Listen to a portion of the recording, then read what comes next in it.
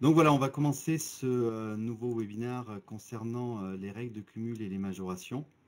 Donc voilà, je suis ravi parce que ces webinaires continuent à avoir de plus en plus de succès. Donc là, on vient de battre le record puisque vous êtes plus de 1000 inscrits sur ce webinaire. Donc nous sommes ravis du succès que rencontrent ces petites conférences et on prend beaucoup de plaisir voilà, à les animer et à vous tenir au courant de petites choses, notamment concernant la nomenclature. Donc merci à vous d'être fidèles à ces webinaires et j'espère qu'on va continuer ensemble sur 2019. Donc n'hésitez pas à nous faire part de l'intérêt que vous portez à ces webinaires, ça m'aidera à valider pour 2019 le fait qu'on continue. Donc voilà, je commence le webinaire. Petit mot comme d'habitude d'introduction. Si vous rencontrez des difficultés techniques au niveau du webinaire, vous avez en bas à droite de votre écran une petite bulle violette. Vous pouvez noter un message. Vous aurez affaire directement à la personne qui s'occupe de la technique chez Webikeo. Donc, toutes celles qui ont des problèmes de connexion ou choses comme ça, n'hésitez pas à utiliser cette souris. Sinon, vous pouvez bien entendu utiliser le chat que vous avez sur la gauche de votre écran pour communiquer. Et puis, un petit peu plus tard dans le webinaire, vous pourrez poser vos questions directement pour la nomenclature. Petit point, ça fait plusieurs webinaires qu'on fait sur la nomenclature et à la fin des webinaires, il y a énormément de questions, donc je ne peux pas répondre à tout le monde, malheureusement, j'en suis désolé. Il faut bien garder en tête l'intérêt de ces webinaires, c'est-à-dire des petites conférences courtes. Donc on n'a pas forcément le temps de répondre à toutes ces questions. Je sais que ça peut pour vous être relativement frustrant, donc j'essaye de répondre à tout le monde, mais ne m'en veuillez pas si je ne réponds pas à toutes les questions. On ne peut malheureusement pas éterniser un webinaire, sinon il perd de son intérêt. Donc voilà pour les présentations. Donc pour ma part, c'est toujours Philippe Gras. Je suis toujours formateur et chargé de développement commercial chez Orion Santé, expert en nomenclature. Donc c'est pour ça que c'est moi qui anime tous ces webinaires. Et derrière, nous avons Sabine, notre responsable, qui va essayer de compulser vos questions et qui va essayer de me les trier pour que j'y réponde à la fin de cette conférence. Donc un petit mot comme d'habitude pour vous présenter Orion Santé. J'imagine que beaucoup d'entre vous connaissent déjà, mais bon, ça me paraît sympa quand même de vous présenter ça. Donc Orion Santé est un organisme de formation spécialisé pour les infirmières libérales qui existe depuis plus de 15 ans. J'ai remis ma slide à jour, donc on a une année de plus. 15 ans, nous sommes leaders de la formation des infirmières libérales puisque cette année, nous allons former plus de 13 500 professionnels libéraux. Donc effectivement, on a une expertise relativement importante par rapport à ça. Nous démultiplions des formations partout en France, notre congrès en Europe et puis plusieurs formations dans le monde entier. Donc voilà, nous sommes présents dans le domaine de la formation pour les infirmières libérales et ces webinaires sont des petits plus que nous voulions vous apporter pour à la fois vous présenter des nouveautés lorsqu'il y en a et puis vous donner des petits éléments intéressants, notamment par rapport à la nomenclature, parce qu'on sait que malheureusement, c'est un sujet qui peut-être pas vous passionne, mais vous inquiète et vous avez envie d'évoluer avec nous sur ce sujet. Et nous, on tient également à vous apporter le maximum d'informations pour que vous puissiez continuer à côté de la meilleure façon qui soit. Donc c'est pour ça qu'on se propose de vous faire ces petites informations. Donc voilà. On va essayer de voir aujourd'hui donc un flash. J'ai choisi de traiter les règles de cumul et les majorations. Donc c'est assez restreint, mais comme je vous disais tout à l'heure, par rapport au temps, on ne peut pas parcourir toute la nomenclature. Donc voilà, j'ai choisi des petites thématiques très ciblées pour essayer d'avancer ensemble. Donc on essaiera pendant ce webinaire d'explorer l'article 11b des dispositions générales. Donc c'est l'article qui décrit les règles de cumul au niveau de nos actes. On verra ensuite dans un deuxième temps les indemnités de dimanche et de nuit, quand les cotés et comment doivent être prescrites. Ensuite, on essaiera de faire ensemble quelques exercices et je me propose de répondre à vos questions, au maximum de questions que je pourrai. Voilà, donc on va commencer par l'article 11b des dispositions générales. Vous savez que la nomenclature générale des actes professionnels est une nomenclature qui s'adresse à tous les professionnels de santé libéraux et notamment dans les dispositions générales, ces dispositions générales s'adressent à tous les professionnels de santé libéraux. Alors pourquoi je vous dis ça ? Parce que souvent, les infirmières, on a un petit peu tendance à se plaindre de cette règle de cumul avec le deuxième acte en demi et les autres gratuits. En fait, il faut savoir que ces règles s'appliquent à tous les professionnels de santé. Donc voilà, cet article, on va le voir ensemble.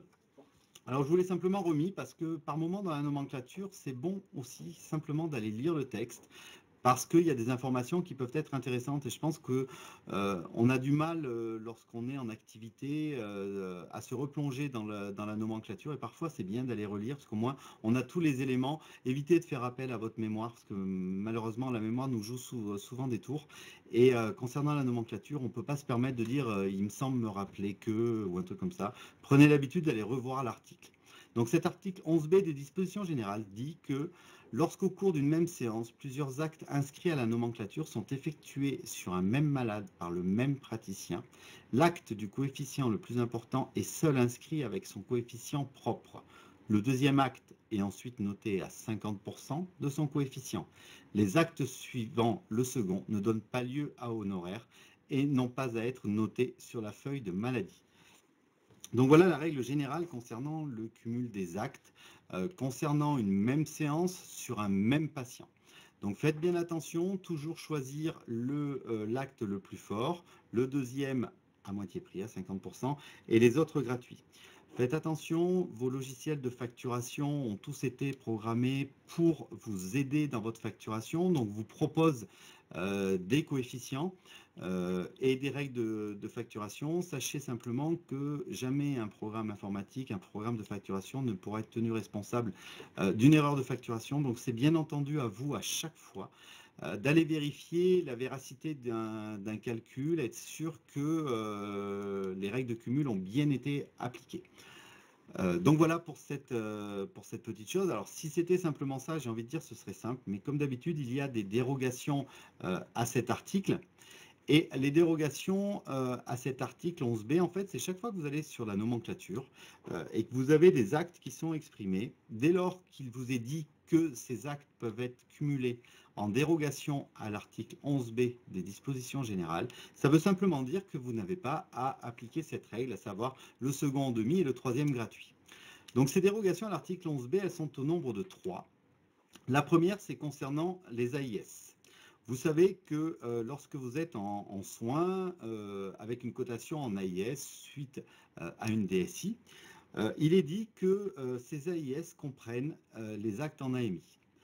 Et il y a une dérogation à cette règle. Donc, je vous lis exactement comme il est noté. Donc, l'AIS 3 se cumule à taux plein avec une perfusion ou un pansement lourd et complexe nécessitant des conditions d'asepsie rigoureuses, telles que définies au chapitre 1er du présent titre, ou une séance de surveillance insuffisance cardiaque et BPCO. Donc ça, c'est quelque chose qui a été rajouté dernièrement, puisque vous savez qu'il il a été créé un article concernant la surveillance d'un patient atteint d'insuffisance cardiaque ou de BPCO au décours immédiat d'une hospitalisation pour exacerbation de son état. C'est l'article 5 ter et le fameux AMI 5,8 dont je vous ai déjà parlé lors d'un webinaire en début d'année.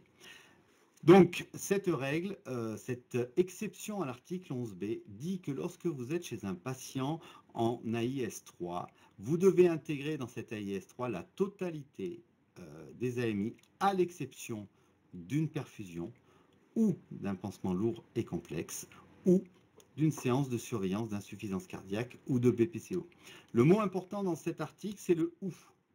C'est-à-dire que lorsque vous avez une séance au cours de laquelle vous allez réaliser plusieurs de ces actes dérogatoires, à savoir une perfusion ou un pansement lourd ou une séance, vous n'allez pas tous les exonérer de l'article 11b, puisqu'effectivement, nous avons le « ou » qui est là dans l'article, donc qui nous explique que c'est l'un ou l'autre. Donc vous allez bien entendu choisir celui qui a la cotation la plus importante, qui va devenir dérogatoire à l'article 11b, donc que vous allez pouvoir cumuler en entier avec l'AIS 3. Ensuite, si vous avez un autre article, vous pourrez le cumuler avec l'AIS 3, un autre article présent dans cette dérogation, c'est-à-dire la perfusion ou le pansement lourd ou la séance de surveillance insuffisante cardiaque. Par contre, pour le second, vous appliquerez la règle de cumul, à savoir qu'il sera en demi. Je prends un exemple, lors d'une séance de soins infirmiers en AIS 3, vous posez une perfusion de plus d'1 heure avec organisation de la surveillance et vous faites un pansement lourd et complexe tel que défini à l'article 3 du chapitre 1. Vous pourrez coter un AIS 3 plus un AMI 14 plus un AMI 4 sur 2 plus la MCI. Dans ce cas-là, effectivement, un seul de ces deux soins peut venir en dérogation à l'article 11b du fait qu'on ait cet article ou dans l'article. Donc le 14 étant le plus important, il est en entier.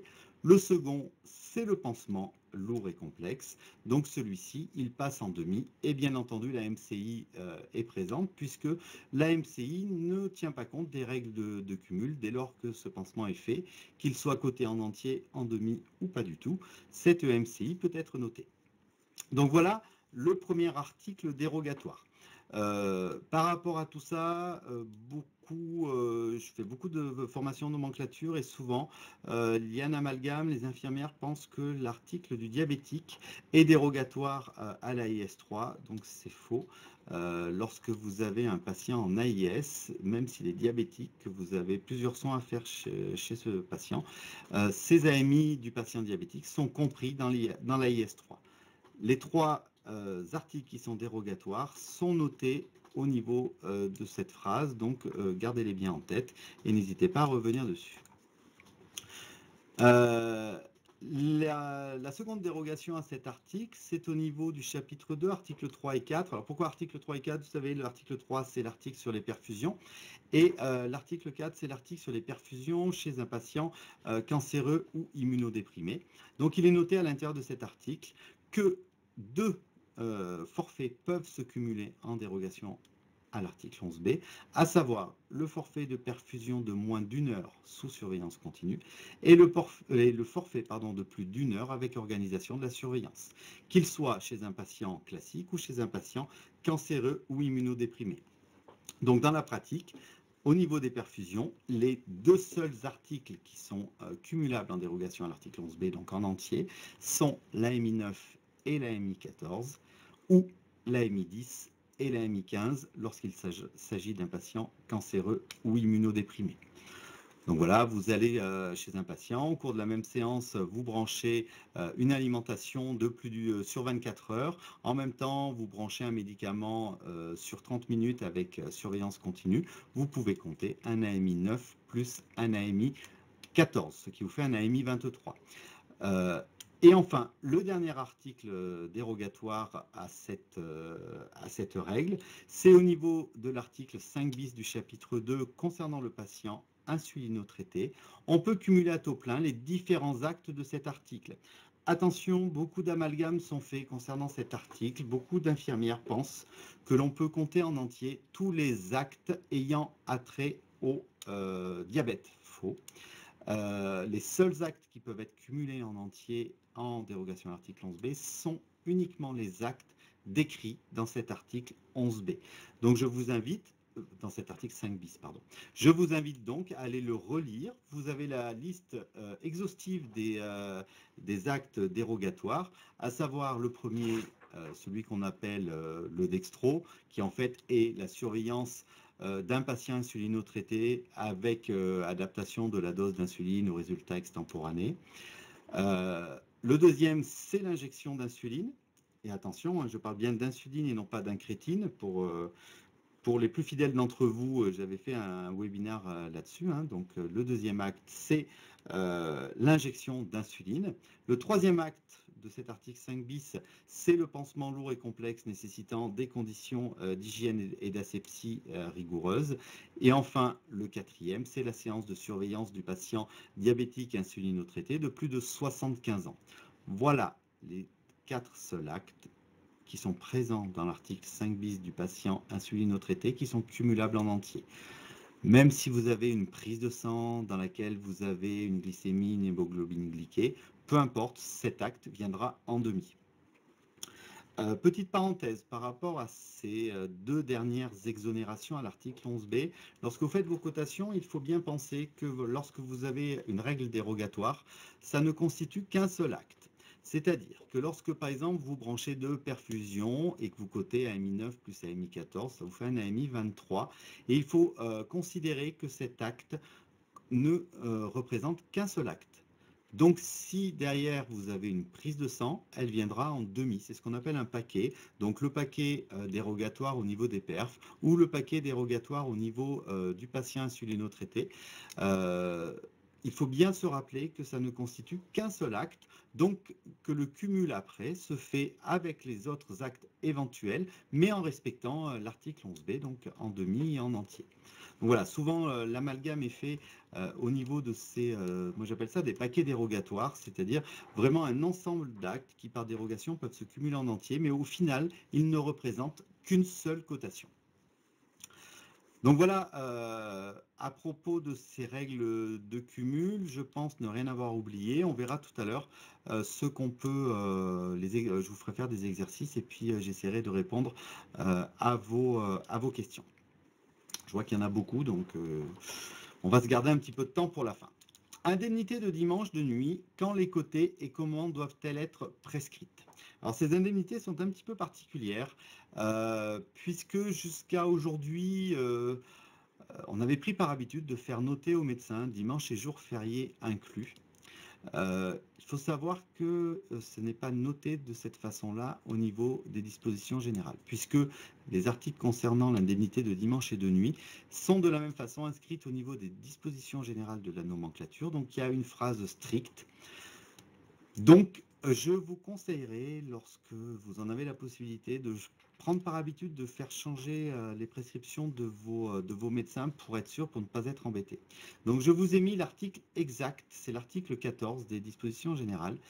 Et donc cet article dit que la valeur des majorations forfaitaires pour actes effectués la nuit et dimanche ou jours fériés légaux est déterminée dans les mêmes conditions que la valeur des lettres clés prévues à l'article 2. Ça c'est simplement pour vous expliquer la valeur de ces majorations. Et enfin, pour les actes infirmiers répétés, ces majorations ne peuvent être perçues qu'autant que la prescription du médecin indique la nécessité impérieuse d'une exécution de nuit ou rigoureusement quotidienne. Donc cette phrase a un sens.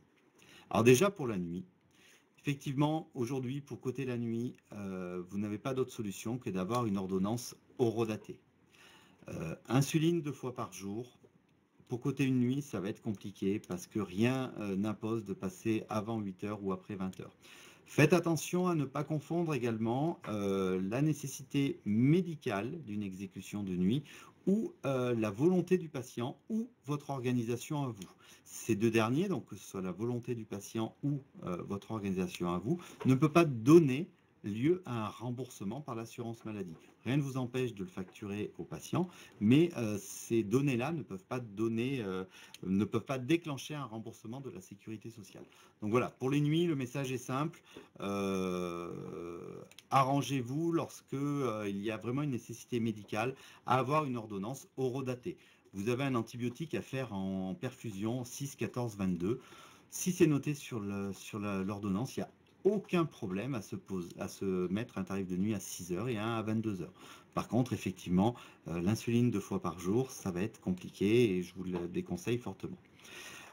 Concernant le dimanche. Le dimanche, donc là, c'est un petit peu compliqué. Donc, comme je vous disais jusqu'à maintenant, on avait pris l'habitude de faire noter dimanche et jour férié inclus. Or, si on se rapporte à l'article tel qu'il est noté dans les dispositions générales, il est bien noté que cette majoration ne pourra être perçue que dès lors que le médecin ait noté qu'il s'agissait d'une nécessité impérieuse d'une exécution rigoureusement quotidienne.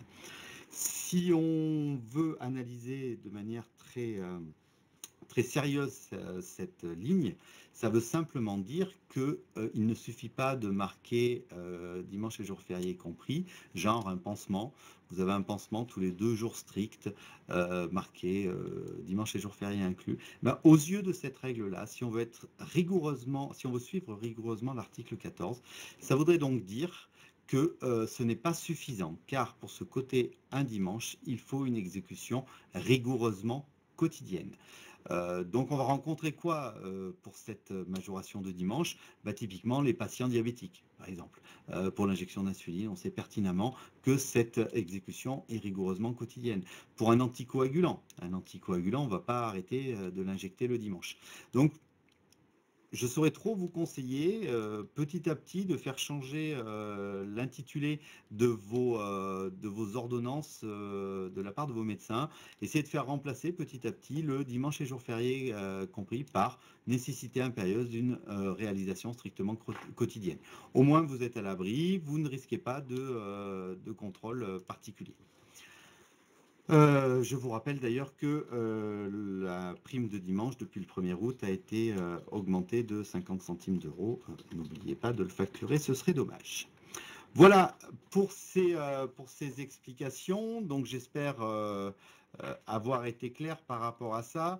Alors moi j'ai fait une explication très didactique hein, des règles, hein, puisque notre but effectivement nous en tant qu'organisme de formation est d'expliquer au mieux la nomenclature en se référant au maximum au texte, aux différentes choses qui sont notées. Après voilà, libre à vous de faire ce que vous voulez, mais la nomenclature telle qu'elle est aujourd'hui, les articles que je viens de vous présenter, ce n'est même pas une adaptation ou une interprétation, c'est la réalité des textes. Hein. Les phrases que je vous ai notées dans ce webinaire et dont vous pourrez avoir accès, une fois le webinaire terminé, pour avoir accès à ma présentation, les textes que j'ai repris sont les textes exacts de la nomenclature. Donc voilà, je vous propose de faire quelques exercices. Donc, je vous présente un exercice. Donc, monsieur R, 65 ans, cancéreux et dénutri. La prescription mentionne faire pratiquer par IDE à domicile tous les jours, dimanche et jours fériés inclus, sur Pickline.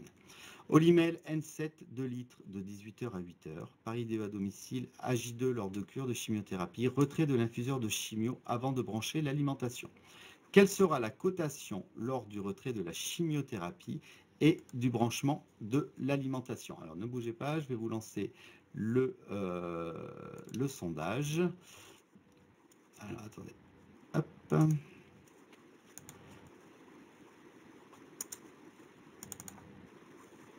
Voilà, c'est parti. Donc vous pouvez répondre. Donc il y a 3 propositions qui vous sont faites. Donc AMI 15 ou AMI 5, AMI 15 plus 5 sur 2 ou AMI 15, les 3 avec l'IFD. Donc je vous laisse quelques secondes pour répondre.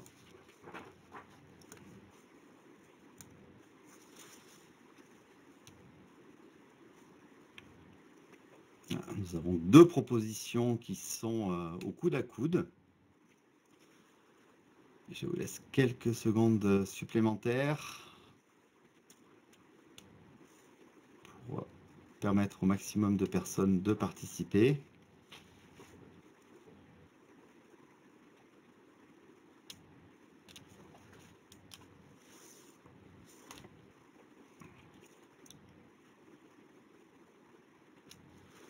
Alors, on a toujours 2 propositions qui sont au coude à coude, donc je vais terminer hein, pour qu'on ait le temps de voir un petit peu tout ça.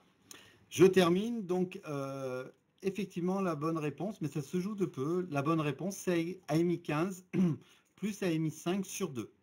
Beaucoup d'entre vous ont noté la première proposition, il n'y a pas de raison. Je vous ai dit que dans les actes de perfusion, les 2 seuls qui se cotaient en entier en dérogation à l'article 11b étaient le 9 et le 14 ou 10 et 15 si patient immunodéprimé ou cancéreux. Donc l'AMI 5 ne fait pas partie de ces articles dérogatoires, donc on applique l'article 11b des dispositions générales. On note bien donc l'AMI 15 plus l'AMI 5 sur 2. La bonne réponse était donc la seconde. Donc voilà, rappelez-vous bien, je sais que lorsqu'on parle nomenclature, on a un petit peu de mal parfois à se rappeler des choses. Donc à distance d'un webinaire ou d'une formation, on se dit, ah bah si, il nous a dit que les perfusions, c'était dérogatoire à l'article 11b. Non, j'ai pas dit que les perfusions étaient dérogatoires. J'ai dit que 2 articles, simplement, pouvaient se cumuler en entier. Et allez revoir, c'est tout noté, c'est clair et net. Donc voilà, ne faites pas cet amalgame-là parce que voilà, ça pourrait être un petit peu embêtant. On va passer à une aggravation de son état, hein, bien entendu. Donc on obtient chez ce même patient une nouvelle ordonnance où on nous dit de continuer l'alimentation. Et au moment du retrait de la chimio, on nous demande de poser une perfusion d'oméprazole 40 mg sur 30 minutes sous surveillance continue. Quelle sera la cotation au moment de l'arrêt de la chimio, pose de l'oméprazole et branchement de l'alimentation. Alors, je vous mets la possibilité de répondre.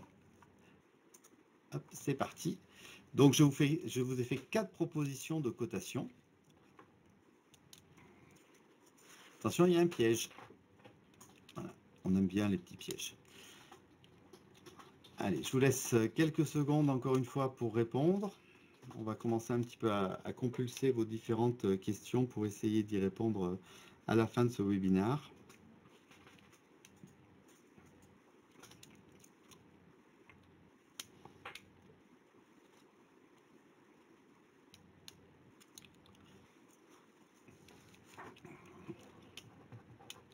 Alors, nous avons une réponse qui est en train de sortir du lot.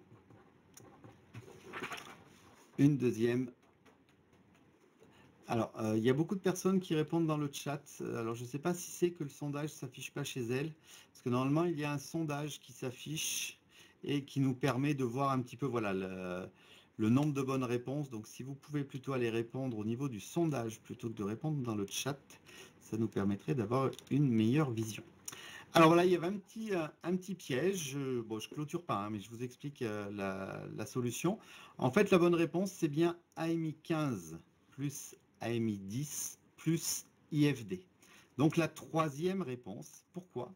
Alors ça, c'était pas dans ce webinaire-là, c'était dans le webinaire précédent, donc c'est que vous avez mal suivi. Je ne suis pas très content. Dans le webinaire précédent sur les perfusions, je vous avais dit que l'acte de débranchement, donc AMI 5, n'était pas cumulable au cours d'une même séance avec une perfusion de moins d'1 heure sous surveillance continue.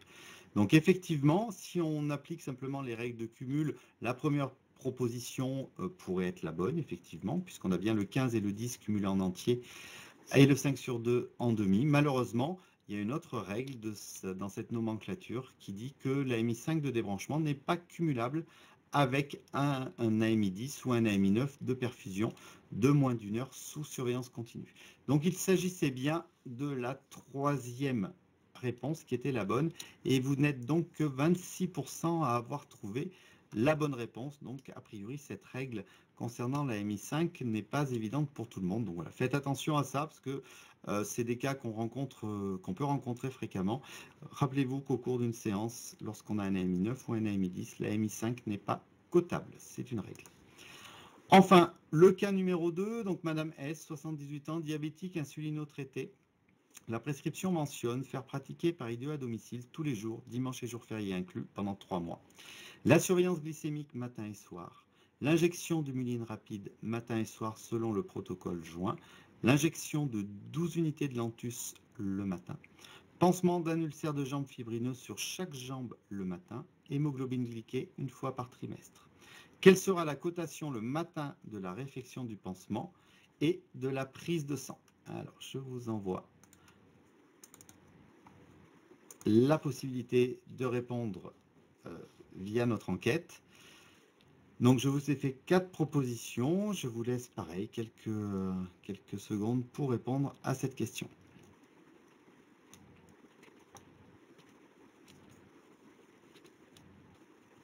Donc là, on a une proposition qui prend largement la tête.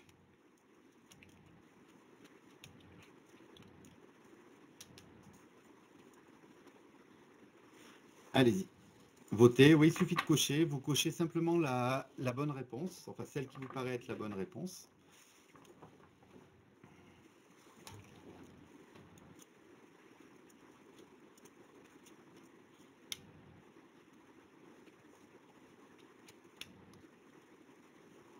Allez, je vous laisse encore quelques secondes supplémentaires.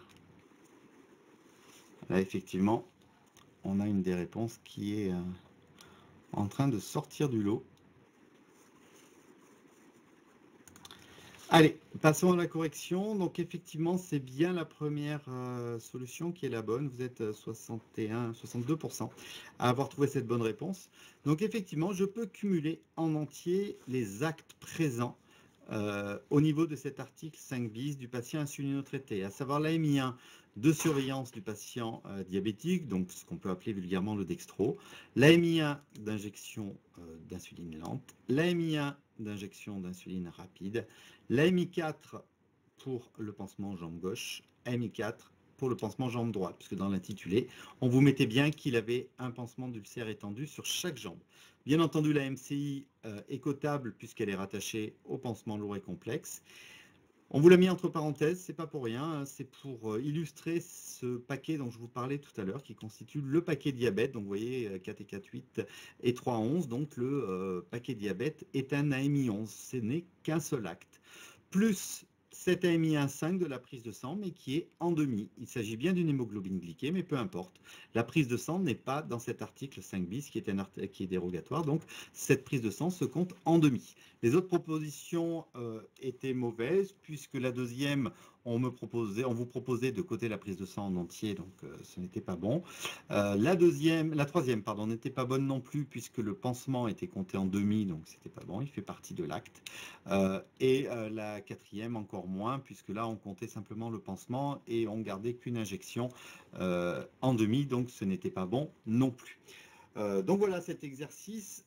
Petite parenthèse par rapport à ce paquet pour l'illustrer. Donc vous voyez dans cet exercice, le paquet diabète correspond à un AMI 11, comme je viens de vous le dire. Si toutefois, au cours de la même séance chez ce patient-là, vous branchiez une perfusion de plus d'une heure, par exemple, donc qui serait coté AMI 14, ben c'est tout ce paquet diabète qui viendrait en demi, puisque on respecte l'article 11B dans le cas de ce cumul. Donc si ce patient-là, un jour on posait une perfusion de plus d'une heure avec organisation de la surveillance, nous pourrions compter un AMI 14 plus le paquet diabète en demi, donc ça ferait un AMI 11 en demi. Voilà, pour bien vous illustrer cette histoire de paquet dont je vous parle tout à l'heure. Donc bravo, vous étiez à 64% sur ce sujet-là à avoir trouvé la bonne solution. Questions-réponses, donc voilà, on va essayer de répondre aux différentes questions. Donc je vois la dernière question en date, pourquoi la MI5 on ne peut pas la coter? Parce que c'est écrit dans le texte de description de la MI5 qui est à la MI de débranchement de la perfusion. Il n'est pas cumulable au cours d'une même séance avec la perfusion de moins d'une heure sous surveillance continue, donc à MI9 ou MI10. Donc c'est une règle, malheureusement je n'y peux rien, c'est simplement que c'est noté comme ça au niveau de la nomenclature. Alors, plusieurs questions. On me pose une question concernant le cumul de l'AIS-3 et de deux pansements lourds et complexes. Donc, je vous ai dit, étant donné qu'on a utilisé le mot « ou » dans l'article, eh bien, il y en a un seul qui sera dérogatoire, donc qui sera en entier. Le deuxième sera en demi. Donc, si vous avez deux pansements lourds et complexes chez un patient chez qui vous faites des AIS, et ce sera AIS3 plus AMI4 plus AMI4 sur 2 plus MCI, bien entendu. Possibilité, non, MCI facturable, même si acte gratuit. Bien entendu, les majorations ne vont pas suivre les règles de cumul. Les majorations ont été décrites dans les dispositions générales, donc elles n'ont pas à suivre les règles de cumul. Donc bien entendu que lorsque vous avez une séance pendant laquelle vous réalisez plusieurs actes, on va pas parler du soin palliatif parce que le soin palliatif, enfin la MCI par rapport aux soins palliatifs serait sur la séance. Donc on va vraiment parler de la MCI par rapport au pansement lourd et complexe. Cette MCI, elle est rattachée à un acte. Cet acte, qu'il soit coté en entier, en demi ou pas du tout, cet acte est réalisé. Donc bien entendu que la MCI est cotable lorsque vous avez au cours d'une même séance plusieurs actes et que votre AMI4 disparaît par rapport aux règles de facturation, la MCI reste cotable sur cette séance. 6 perf, possibilité de ne coter que les deux premières. Je ne comprends pas la question. 4 perfusions. Oui. Comment on a le droit de coter avec l'AIS3? Alors, si, c'est Sabine qui m'explique un petit peu les questions lorsque je ne les comprends pas. Effectivement, si lorsque vous êtes en séance AIS3 et que vous avez des perfusions, la question est si, admettons, j'ai 4 perfs, est-ce que je peux toutes les cumuler en entier? Alors, le problème n'est même pas de toutes les cumuler en entier, parce que ce n'est pas possible, parce qu'en fait, les forfaits de perfusion, que ce soit le forfait AMI9 de perfusion de moins d'une heure sous surveillance continue, ou le forfait de plus d'une heure avec organisation de la surveillance, ces forfaits décrivent qu'ils payent en fait la préparation du ou des produits. Donc, si vous avez 2 perfusions au cours de la même séance qui sont sous surveillance continue, eh bien, ce ne sera qu'un AMI9. De la même façon, si vous avez une hydrate et une alimentation sur 24 heures que vous posez au cours de la même séance, vous ne pourrez coter qu'un seul AMI 14. Donc la question du coup ne se pose pas. Que vous ayez plusieurs perfs ou pas, vous n'avez pas à les cumuler puisque les forfaits comprennent la préparation de plusieurs produits au cours de la même séance. Le cumul de l'article 5 bis avec les perfusions, une question concernant donc les actes du patient diabétique et les actes de perfusion. Ben, il n'y a rien du tout, donc on suit l'article 11b des dispositions générales. Il n'y a aucune dérogation de noter dessus, donc vous appliquez les règles. En gardant bien l'idée du paquet, si au cours d'une même séance vous faites une perfusion de moins d'une heure et une perfusion de plus d'une heure, vous pouvez coter AMI 9 plus AMI 14 en entier. Et si derrière votre paquet diabétique comprend un dextro, 2 insulines, un pansement, qu'il fait un AMI 9, et ben c'est celui-ci qui sera en demi. Mais il n'y a pas de dérogation à l'article 11b au niveau du cumul des actes du patient insulino-traité et ou de la perfusion. L'indemnité de samedi, j'ai une question concernant l'indemnité de samedi. Ben, vous savez que vous pouvez, il n'y a pas d'indemnité de samedi, il est simplement noté dans la nomenclature que vous pouvez vous compter une indemnité de dimanche pour un acte réalisé le samedi lorsque celui-ci est en urgence suite à un appel que vous auriez reçu à partir du samedi 8h. Donc effectivement, le samedi 8h, 8h15, vous recevez l'appel d'une patiente vous disant voilà, je sors de l'hôpital, j'ai un antico à faire ce soir à 18h. C'est considéré comme un acte fait en urgence puisque vous avez été prévenu que ce jour-là. Donc le samedi, vous pourrez, et uniquement ce samedi-là, vous pourrez vous compter une indemnité de dimanche pour voilà, un acte déclenché en urgence. Alors bien entendu, comme toutes ces majorations proposées, c'est à vous de vous assurer de l'intérêt de cette urgence. La patiente qui vous appelle le samedi à 8h15 vous disant je viens de retrouver une ordonnance d'INR qui date de 3 semaines, ça m'arrangerait que vous veniez ce matin, ça ne peut pas être considéré comme une urgence déclenchant un forfait de dimanche remboursable par l'assurance maladie. Libre à vous de le compter à la patiente si vous en avez envie, mais ce n'est pas à l'assurance maladie que vous allez pouvoir le coter. Alors, une autre question.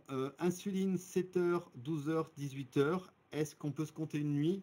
J'ai envie de dire, si votre ordonnance est horodatée et qu'il y a un intérêt médical, une obligation médicale avérée à faire l'insuline à 7h, oui, du moment que l'ordonnance est horodatée, ça pose pas de souci. Voilà, la chose sur laquelle je voulais vraiment attirer votre attention, c'est tout ce qui est problème d'organisation ou de volonté du patient. Ça ne peut pas déclencher de remboursement d'un tarif de nuit, vous le comprendrez bien. Concernant la nuit, encore une fois, c'est à vous de vous assurer du bienfait. Il n'y a pas d'actes qui peuvent déclencher plus ou moins des tarifs de nuit. Je prends un exemple. En général, oui, les AIS3, on ne peut pas mettre de tarif de nuit sur un AIS3. Cependant, vous faites la toilette à un patient qui part en dialyse à 7h du matin. Si le médecin vous fait une ordonnance comme quoi, voilà, faut que la toilette soit faite à 6h parce que le VSL vient le prendre à 6h30, rien n'empêche de compter un tarif de nuit. Mais encore voilà, c'est encore à vous de vous assurer de l'intérêt médical, l'obligation médicale de réaliser ces soins avant 8h. Antico 2 fois par jour, la nuit, je vois que cette question revient très fréquemment. Je suis embêté par rapport à ça parce qu'il n'y a pas forcément de solution. Si vous avez une ordonnance horodatée qui vous dit antico 7h, 19h avec un intérêt particulier, j'ai envie de dire sur le passage de 7h, rien n'empêche de prendre un tarif de nuit. Par contre, si vous avez une ordonnance simplement mettant anticoagulant 2 fois par jour ou 8h, 20h, ça va être compliqué parce que bah, les cas qui nous ont été remontés disent que voilà, la Sécu dit qu'on peut très bien le faire à 8h01 et à 19h59. On a en effet, vous savez, dans les recommandations de bonne pratique concernant les anticoagulants, pardon, on a 1 heure de battement, même lorsqu'ils sont 2 fois par jour. Donc ça va être difficilement justifiable si vous n'avez pas d'indication d'horaire ou d'obligation particulière par rapport à un traitement, à une hospitalisation ou des choses comme ça.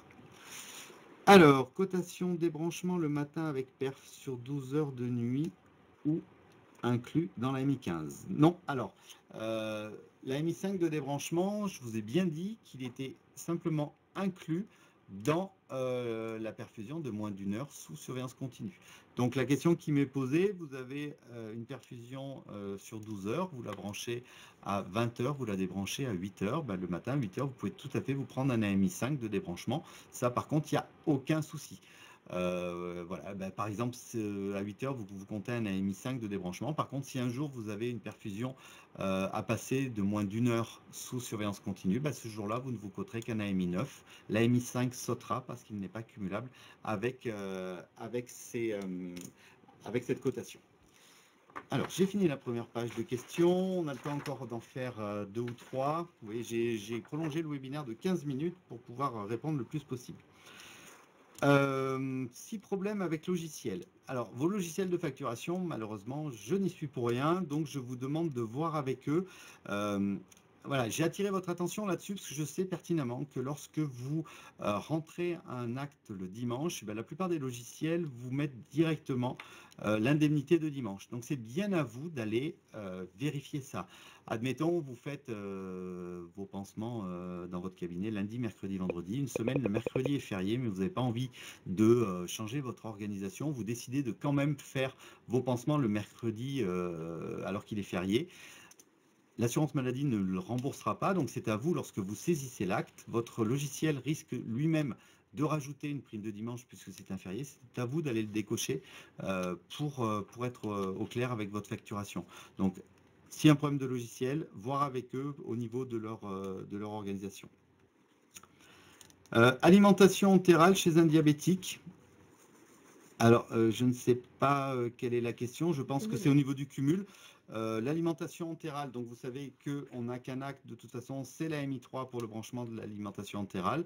Il n'y a pas de dérogation, donc c'est la règle des cumuls habituels. Si votre paquet diabétique est inférieur à 3, c'est lui qui sera en demi. Si votre paquet diabétique est supérieur à 3, c'est le branchement de l'alimentation entérale qui sera en demi.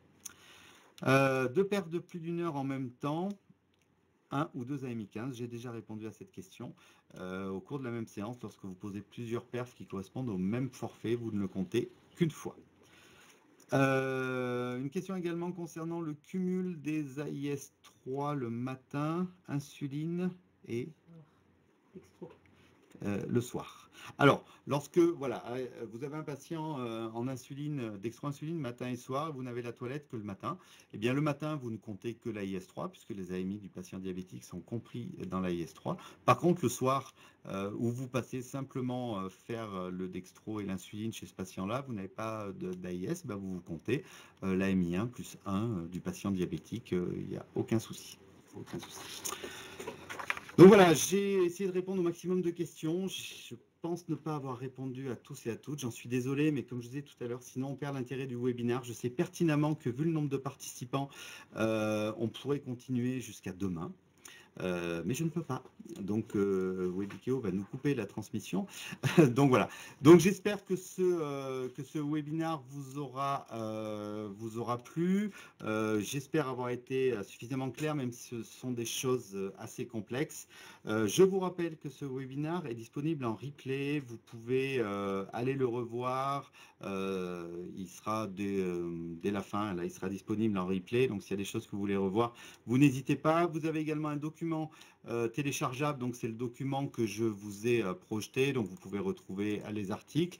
Je vous invite quand même à aller voir le plus souvent possible la nomenclature. N'hésitez pas à la télécharger en PDF sur vos portables et essayez d'aller le revoir. Ne faites pas l'erreur de faire appel à votre mémoire, parce que souvent voilà, on fait des erreurs. Donc On a vraiment envie que ça se passe bien pour vous, donc revoyez votre nomenclature telle qu'elle est.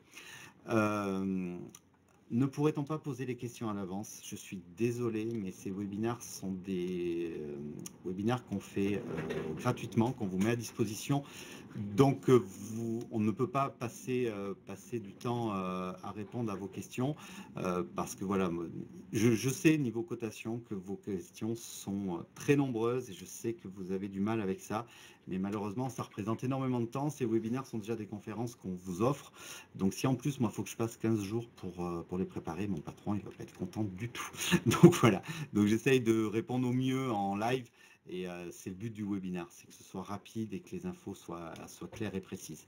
Je vous rappelle que eh bien, on peut se former également à la nomenclature. Et je pense d'ailleurs que c'est une excellente idée de se former à la nomenclature. Donc, on vous propose des formations. Vous savez que la nomenclature ne fait plus partie du DPC. On n'a plus le droit de le financer par le biais du DPC. Donc, nous, on vous propose des financements FIFPL. Donc, nos catalogues sont sortis pour 2019. On a beaucoup de dates de formation FIFPL nomenclature. Donc, nomenclature de base en 2 jours, où là, on va reprendre toutes les bases, on va refaire des exercices, on va voir tous les articles en détail. On a également une autre formation, c'est un module perfectionnement en 1 jour, où là, on va insister sur des choses très complexes, des règles de cumul complexes, on va voir les perfusions, on va voir tout ça, donc c'est complémentaire. On vous propose ça de la même façon en financement perso. Et on a toujours le e-learning qui est disponible avec des sessions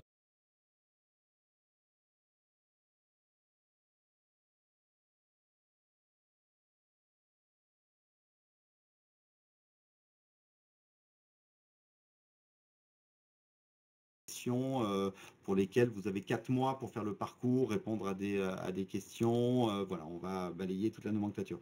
J'insiste vraiment par rapport à ça, les contrôles sécu sont de plus en plus fréquents et relativement douloureux pour les infirmières. Voilà, je pense que c'est important, c'est notre moyen de rémunération, cette nomenclature, donc c'est important de bien la coter. Et je vous assure que dans nos formations, même si les infirmières en arrivant parfois sont un peu décontenancées par certaines nouvelles ou certaines choses qu'on leur apprend, à la fin des 2 jours, elles sont contentes parce que oui, il y a peut-être certaines choses qu'elles vont être obligées d'arrêter, mais il y a certaines choses qu'elles ne cotaient pas. Et je vous assure au bout des 2 jours, je ne pense pas qu'il y ait une perte de chiffre d'affaires, mais par contre, on rentre vraiment dans les clous.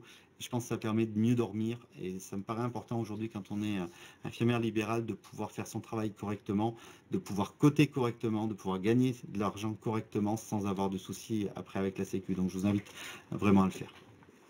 Voilà, je vous remercie pour votre attention. Vous pouvez contacter nos conseillers en formation si vous avez des questions concernant les formations.